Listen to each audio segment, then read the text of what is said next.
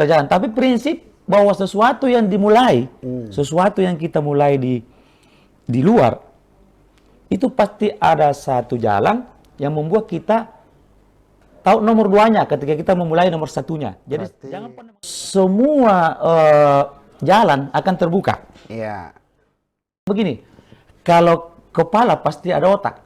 Kalau ada otak pasti ada ide. Iya. Tapi gula kalau dalam toples tidak ada gunanya. Iya. Ya kan? Tapi ketika gula itu dikasih keluar dari toples, artinya memulai sesuatu, maka semut akan datang. Tadi cerita Yang banyak memulai sebuah usaha, itulah orangnya yang nanti banyak juga menemukan bisnis. Rumah kita kembali hadir kali ini di Kota Makassar bersama narasumber kita, Bapak Basir. Ini mempunyai kisah yang sangat menarik. Nah, kisah-kisah Pak Basir ini bisa buat kisah inspiratif buat kita semua. Sebelumnya kita perkenalkan siapa itu Pak Basir dan tinggal di mana, dengan berapa kakak beradik, kehidupan dari kecilnya seperti apa. Pak Basir, kalau sekarang umur berapa dan nama Pak Basir itu Basir apa gitu? Siap. Jadi saya sekarang masuk ke umur 50. Nama lengkap saya Muhammad Basir Bani. Berapa bersaudara Pak Basir? Saya 4 bersaudara. Lahirnya di daerah mana Pak Basir? Saya lahir di Goa, Kabupaten Goa. Nama kampungnya adalah Kampung Anak Goa. Jadi saya itu lahir di Kampung Anak Goa, pas juga di dalam benteng Anak Goa. Oh, Anak Goa itu dalam benteng ya? Dalam benteng. Kenapa bisa lahir di situ? Ceritanya gimana itu kok? Apa bagian keluarga kerajaan atau seperti apa? Jadi saya lahir di dalam benteng itu gara-gara nenek saya itu menjadi orang yang ditetapkan sama pemerintah, kalau dulu dibilang Sombaya ya, atau dulu itu namanya Andi Mapanyuki. Apa itu? Andi Mapanyuki ini kan Sombaya di Goa, artinya kepala pemerintahan dulu di Goa atau di Makassar. Nah itu nenek saya dipasang di situ sebagai penjaga benteng itu. Benteng Anak Goa itu adalah benteng pertahanan terakhir Sultan Hasanuddin pada saat mundur dari benteng Sombopu. Ya, jadi gini. Nah ini kan saya mau tanya nih, yang saya pernah dengar istilah nenek di Makassar itu beda dengan istilah yang kita dengar selama ini. Kalau nenek ini ada nenek apa? Laki-laki, nenek perempuan. Betul ya? Begitu kalau di Makassar? Betul. Jadi kalau kita di Makassar itu, kalau kita bilang nenek, dua-duanya. Nenek perempuan dan nenek laki-laki. Jadi jelasnya kalau nenek laki atau nenek perempuan begitu. Nenek perempuan. Nah, yang jaga benteng ini nenek laki-laki. Yang jaga benteng nenek laki-laki. Berarti kalau bahasa Indonesia sekarang itu kakek gitu ya. Kakek. Oh iya iya. Jadi supaya pemirsa tahu nih istilah di Makassar seperti apa. Siap. Kalau Bang Basir tinggalnya di daerah mana nih sekarang nih? Saya sekarang masih menetap di Anak Goa, di Kampung Anak Goa, Kabupaten Goa. Tapi bukan di benteng itu lagi, bukan? Bukan di benteng lagi itu. Jadi di luaran benteng? Di luaran benteng lagi, tapi masih dekat situ. Iya, iya, iya. Saya pernah juga nongkrong di sana, ada penjual kelapa kalau nggak salah itu ya, depan benteng itu, kelapa muda itu. Bang Basir, kita kepingin tahu kisah-kisah Bang Basir nih. Bang Basir ini dari berapa bersaudara? 4 bersaudara. Nah, kalau orang tua Bang Basir sekarang masih ini aktivitas atau masih di mana gitu? Mereka sudah mendahului. Mendahului saya, bapak dan ibu. Iya. Oh gitu. Siap. Jadi sekarang tinggal keluarga besar, kakak beradik sebanyak berapa ini? Jadi kakak saya yang tertua juga itu di bulan Ramadan. Saya juga kebetulan bungsu. Ya. Nah, dari berapa bersaudara? Dari 4 bersaudara. 4 bersaudara, Bang Basir anak yang bungsu. Siap. Nah, anak bungsu ini kan pasti punya cerita yang menarik juga nih. Pasti anak bungsu ini, kalau dulu banyak orang bilang anak bungsu ini anak paling manja, Siap. paling disupport. Nah, kalau Bang Basir ini kan seperti apa nih waktu kecilnya nih? Apakah Bang Basir walaupun anak bungsu tetap ikut bekerja atau gimana? Kalau saya sebagai anak bungsu, ya saya juga terlahir dari orang tua yang artinya saya mensyukuri, tapi saya terlahir dari keluarga yang pas-pasan. Pas-pasan tuh gimana? Apa orang tua? Maksud saya orang tua penghasilannya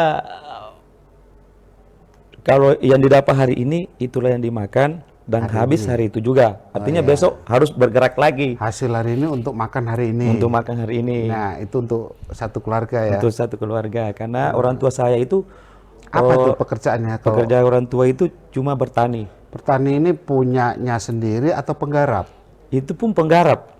Ngambil upah? Penggarap. Jadi kalau tanam padi, setelah padi diambil padinya, Panen, itu harus dibelah dua sawahnya bagi hasil. bagi hasil. Jadi Pemilik dapat tanah sama penggarap. penggarap. Jadi Oh. saya punya orang tua itu kalau dia menggarap 1 hektar cuma dapat setengah hektar. Setengah hektar. Tapi alhamdulillah ya bisa sampai anak-anak besar. Nah, Bang Basir kalau bicara sekolah nih, mohon maaf nih, pernah sekolah sampai apa nih terakhir nih? Oh ya, jadi kalau cerita tentang sekolah itu, saya kan itu tinggal di kampung yang paling jauh masuk. Jadi saya itu cuma bisa sekolah itu Apa nama kampungnya Bang Basir?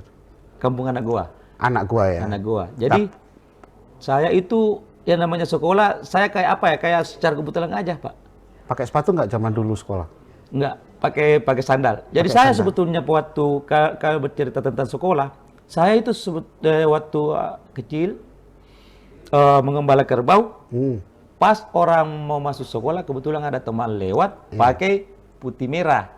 Saya di bawah sawah.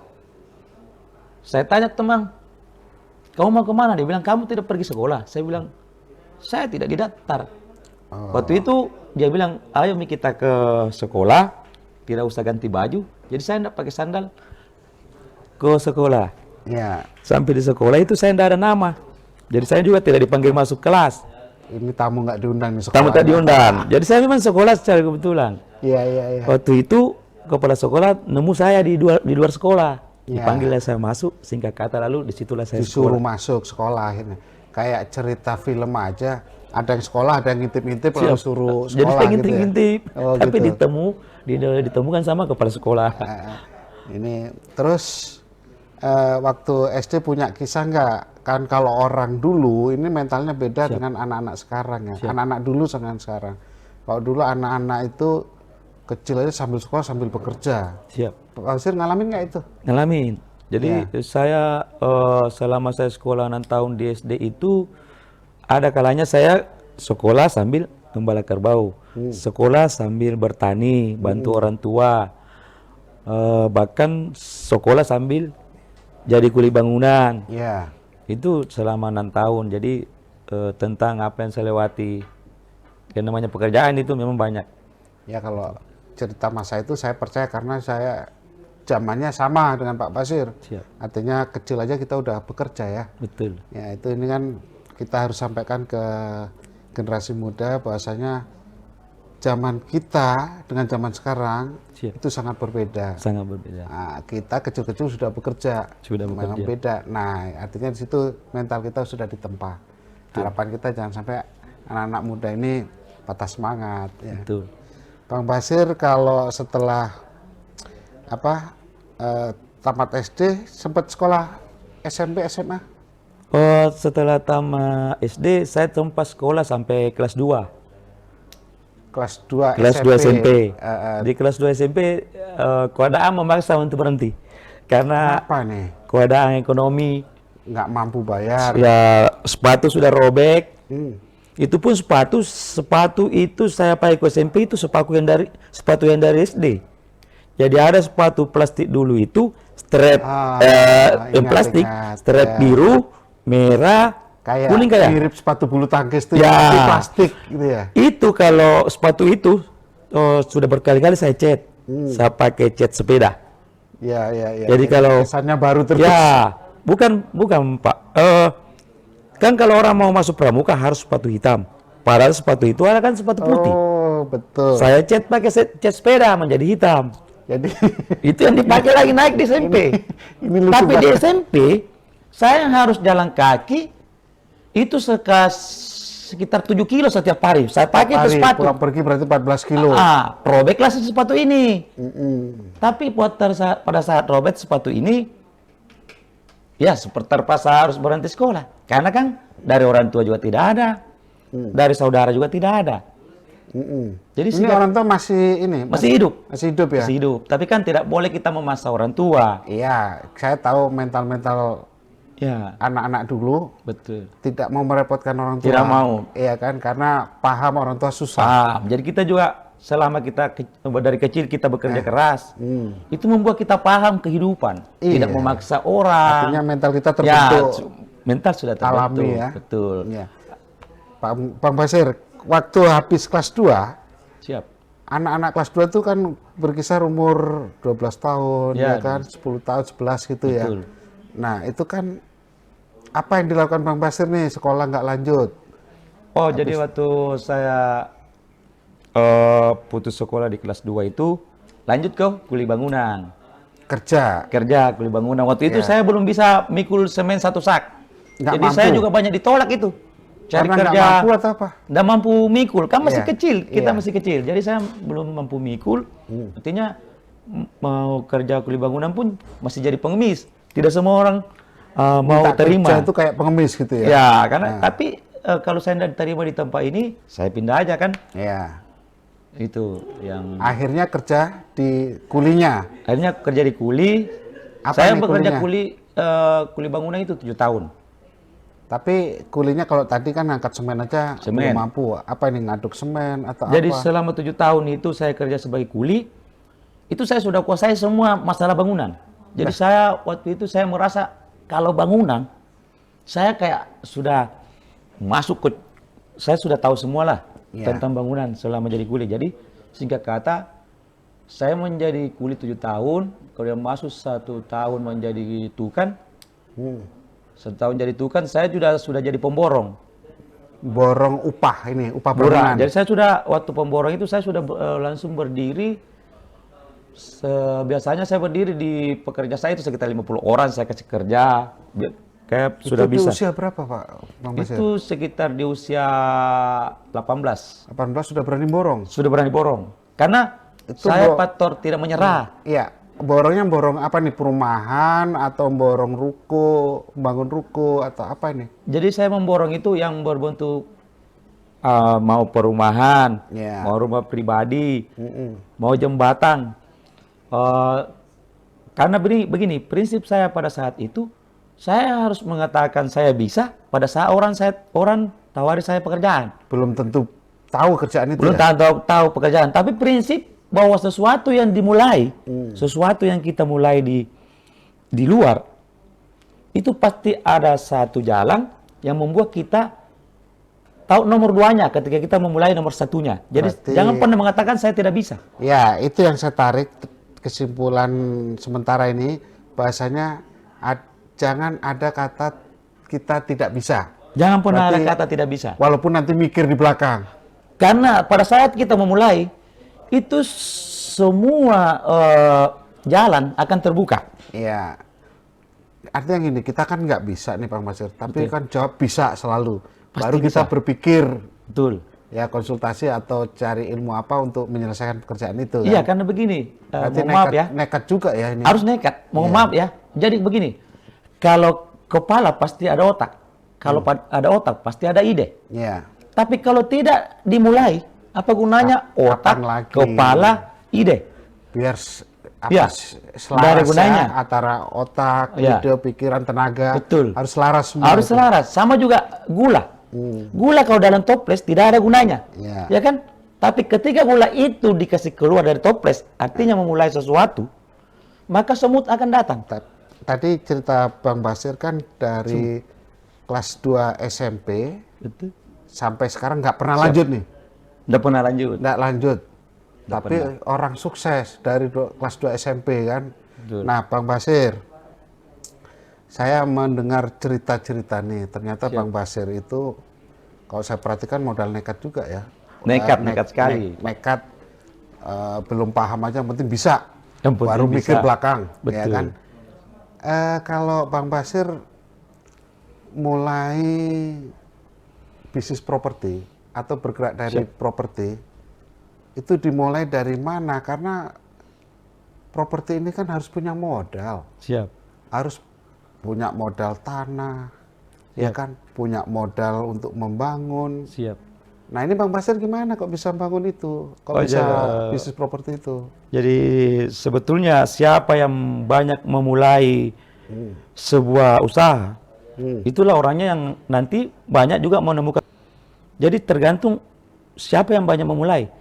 Kalau saya kan banyak sekali yang saya lewati. Jadi properti itu sebetulnya saya sebelum properti itu kan saya sudah kawin, Nikah. nikah. Ya. Setelah nikah saya saya bangun sama istri saya itu apa ya, kayak penjualan yang kecil. Kayak Artinya kaki lima gitu. ya kayak kaki lima tapi di depan rumah. Nah, Jualan itu apa? Makanan atau? jual barang campuran. Waktu itu saya punya ada uang 300.000.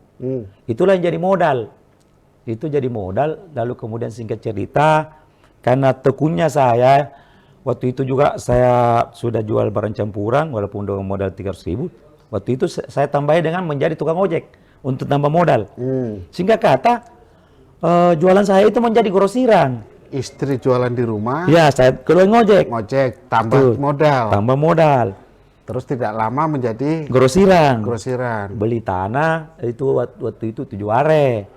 7 hari dengan nilai berapa tuh 7 hari? 7 are dengan nilai itu hari 20 jutaan. Bayar kontan atau cicil? Jadi atau? itu jadi caranya begini, kalau kita mau tanah, ada tanah kita mau beli. Kalau tanahnya 20 juta, uang kita 10 juta, pinjam di bank 10 juta. Ya. Supaya dapat 20 juta, supaya dapat, yang penting kita bagaimana cepat memulainya, bagaimana cepat ngambil keputusan. Ya. Jadi waktu itu saya pinjam 10 juta, bayar tanah 20 juta. Untuk menjadi sebuah properti, Nah ini ntar dulu Bang Basir. siap, Pinjam uang 10 juta, betul. bayar 20. Bayar 20. Kurangnya dari mana nih 10 jutanya? Kan saya sudah punya uang 10 juta. Oh, sudah punya. Ya, tapi untuk cepat mendapatkan tanah itu, pinjamlah Pakai. saya 10 juta di bank. Itu dibayar lunas nggak tanah? Itu dibayar lunas, langsung 20 juta. Terus modal untuk bangun dari mana? Nah, begini ceritanya. Ya. Nah, yang 7 are ini, itu untuk saya bercita-cita mau bikin kontrakan. Rumah kos. Rumah kos. Tapi waktu saya bangun, tidak ada orang mau kos. Lucu Semua orang mau beli. Nah, oh begitu. Ya. Jadi mau kos ternyata pinginnya orang mau beli. Orang mau beli. Itu di daerah mana Bang Basir? Itu daerah anak Goa, dekat di Kabupaten Goa itu, dekat Anak rumah Goa, saya. Kecamatan apa itu? Kecamatan Palangga. Palangga ya. Jadi properti itu gampang sekali berkembang Waktu itu ya. waktu itu. Jadi akhirnya kosnya nggak jadi. Kos nggak jadi. Dibeli malahan. Waktu itu yang beli juga ada satu notaris. Hmm. Notaris itu beli. Dia bilang, kalau begini lebih baik Bapak jadi developer. Saya bilang, bagaimana caranya? Dia bilang, notaris bilang, saya bikinkan PT Bapak. Nah, Baru beli tanah, bangun di rumah. Bapak punya PT untuk menjadi developer. pertanyaan saya Siap. tadi kan 20 juta untuk tanah. Siap. Untuk bangun kira-kira modal berapa tuh? Sebetulnya Tapi kalau dari mana itu untuk bangun uangnya? Pinjem atau ada yang bangunkan atau gimana? jadi sebetulnya developer itu sangat gampang. Enggak waktu rumah kos tadi. Ya, dari untuk membangun rumah kos itu, Dapat dari mana nih? saya masih ada uang untuk beli 1 mobil pasir, 1 mobil batu kali, semen waktu itu bisa beli 10 sak. Nah, dari situ saya memulai. Otomatis ini kan saya punya uang ini kan tidak cukup untuk membangun satu rumah karena cuma bisa beli 1 mobil pasir, 1 mobil batu dengan semen segitu. Tapi sebagai seorang yang tidak pernah putus asa, yang hanya tahu memulai, Itu saya memulai dari situ. Nah, kenapa bisa menjadi rumah itu menjadi selesai, artinya terbangun secara 100%? Karena pada saat saya memulai, sudah begitu jalan pondasinya, sudah ada orang yang kasih DP. Nah, Di ini situ- rumahnya rumah terpisah atau rumah gandeng atau couple atau apa? Waktu itu saya sudah membangun rumah gandeng Iya. karena buat perencanaan kos. Jadi gandeng-gandeng aja. Iya, iya. Jadi akhirnya kosnya nggak jadi. Kos jadi. Rumah dibeli notaris. Rumah Semua dibeli notaris satu. satu aja. Yang lainnya orang lain. Orang lain. Siap. Itu total laku berapa itu, Pak Basir pada saat itu? Waktu itu begini, terjadi juga sesuatu yang susah. Iya. Karena waktu itu ternyata itu rumah jalanannya cuma 1 meter. Bang tidak mau biayai. Bang tidak mau biaya. Bang tidak mau biayai. Maka saya kasih cicilan langsung pembeli ke saya. Iya. 2 juta per bulan. Per bulan. Tapi 6 unit itu hari. Hanya 6 unit. 6 unit. Sisanya sudah 6 unit itu seluruhnya itu jadi 6 unit. cuma 6 unit. Oh, gitu. Nah, Bang Basir. Nah, masuk ke kan tadi diawali dari rumah kos, akhirnya dibeli notaris, Siap. ya kan? Siap. Notaris ngasih petunjuk buat perusahaan Betul. dan diarahkan jadi Developer. Nah, ini kan notarisnya baik benar itu. Benar. Mengajak itu harus diingat tuh, mengajak Bang ini untuk maju, meningkat, ya ya. kan? Nah, setelah itu Bang Basir, ini kan developer nih anak muda sekarang tuh berpikirnya nggak mungkin lah nggak ada uang untuk jadi developer, ya kan? Tanah aja udah berapa, ya Siap. kan? Tanah udah berapa, upah bangunnya berapa, Betul. ya kan? Nah, di awal Bang Basir bangun rumah berapa unit setelah kos-kosan ini udah selesai? Jadi setelah kosan itu sudah dicicil sama orang, 2 juta per unit, berarti saya menerima uang 12 juta per bulan. Per bulan. Nah, tiba-tiba ada lagi yang kasih saya lahan. Berapa luas? Itu 4.000 meter. Di tengah kota. Nggak jauh dari situ, tapi di situ kan daerah laku Di subsidi. anak gua itu. Di anak gua itu. Nah, 4.000 ini saya diajari apa? Yang punya tanah itu dia bilang yang penting Bapak punya uang 300 juta, kan itu harganya tanah kan 800. 800. Tapi yang punya tanah itu yang penting punya Bapak punya uang 300 juta, silakan jalan. Nah, saya berpikir di mana saya ambil uang 300 juta? Pada saat itu cuman uang berapa punya? Wah, pada saat itu saya punya dari rumah kontrakan itu 12 juta per bulan. Iya. Tapi pada saat itu saya berpikir biarlah rumah saya yang masuk bank. Dijaminkan mengambil uang 350 juta. Kasih yang punya tanah. Dapat tuh. Dapat. Langsung untuk bayar tanah. Untuk bayar tanah walaupun berarti belum lunas. 800 dibayar 300. Berarti anggap DP-nya ya tanah. DP-nya. Nah, itu ini kan kreativitas Kreativitas sebagai tetap pengembang. berpikir ya. Iya. Kan pengennya taunya uang besar enggak juga. Ya, enggak juga. Berarti kepercayaan Kepercayaan, sampai 300. Berani memulai, Terus kita diperbolehkan menggarap tanah itu. diperbolehkan menggarap tanah itu. Dari tanah segitu per unit rumahnya dijual berapa itu pada saat itu? Waktu itu harga subsidi masih 136. 136 jadi berapa unit? Itu ada sekitar 30 unit. 30 unit. Wah, udah lumayan. Lumayan. Udah mulai megang uang besar itu. Mulai. Nah, pegang ketika uang besar. pegang uang besar, Bang Basir gimana nih? Dari orang nggak punya, tiba-tiba punya uang besar segitu. Iya. Gimana? Ada perasaan apa? Ya, waktu mulai saya kan itu akad kredit itu saya sudah punya user, punya rumah ready, tapi Bang belum kasih PKS. Waktu itu susah-susahnya PKS. Jadi saya itu tidak akad itu selama hampir 1 tahun. Jadi waktu itu saya menderita itu sekitar 1 tahun. Saya cuma bisa tertidur di jam 3 malam.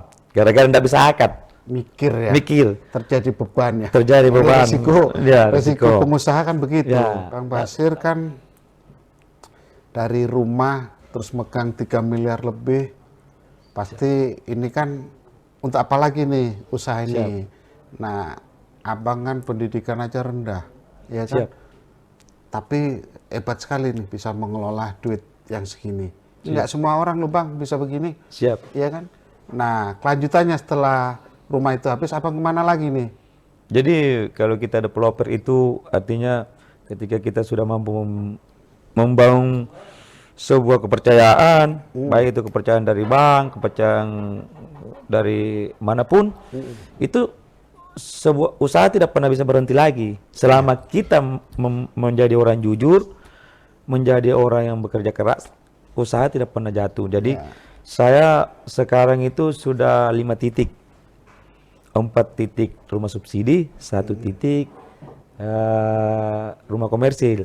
Yang 4 titik rumah subsidi ya, di daerah mana aja nih Bang? 3 titik di Kabupaten Goa, 1 titik di Maros, itu untuk Maros, subsidi. subsidi. 1 titik lagi rumah komersil di Goa, namanya Perumahan Grand Indonesia. Kalau rumah komersil di harga berapa Bang?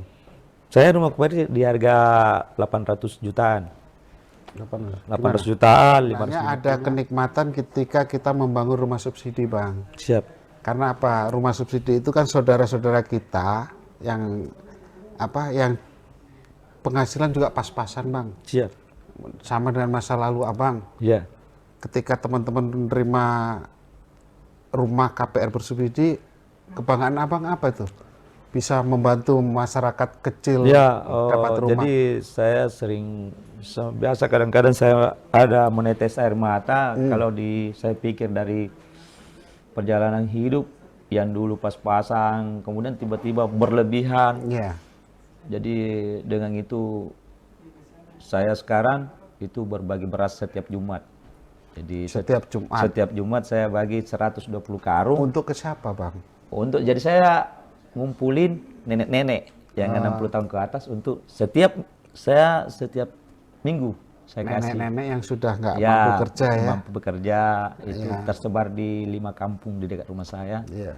Dan itu tidak putus-putus. Nah, inilah Bang, sambil Abang berusaha tapi masih ingat berbagi. Masih peduli sama lingkungan. Ini harapan kita teman-teman nanti yang pengembang ini bisa ikutan cara-cara Abang ini. Karena beramal dimanapun kan juga baik untuk usaha kita.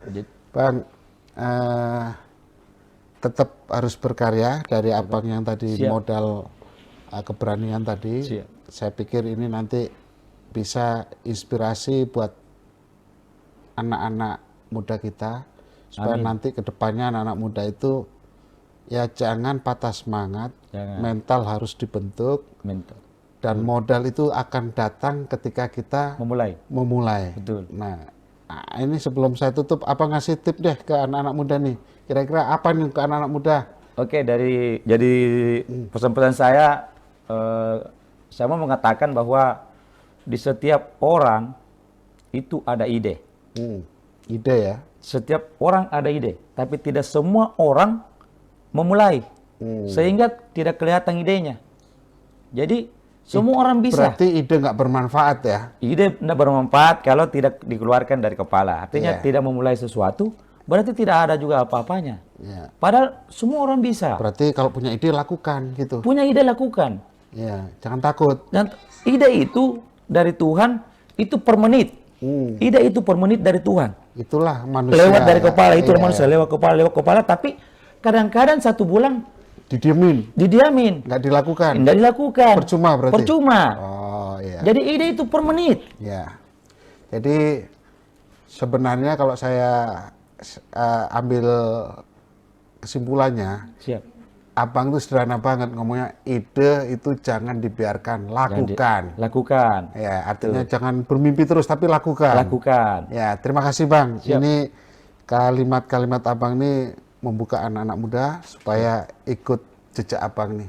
Gimana Abang tadi dari kelas 2 SMP aja bisa sukses. Anak-anak sekarang yang sarjana aja pada takut. Ya, ini terima kasih Bang Basir atas apa yang disampaikan. Semoga kita bisa membuat inspirasi anak-anak muda sekarang. Amin. Terima kasih atas kehadirannya Bang Basir. Terima kasih sama-sama. Ya, ternyata saya hadir ke Sulsel banyak cerita menarik tentang kisah-kisah orang sukses. Ya. bisnis.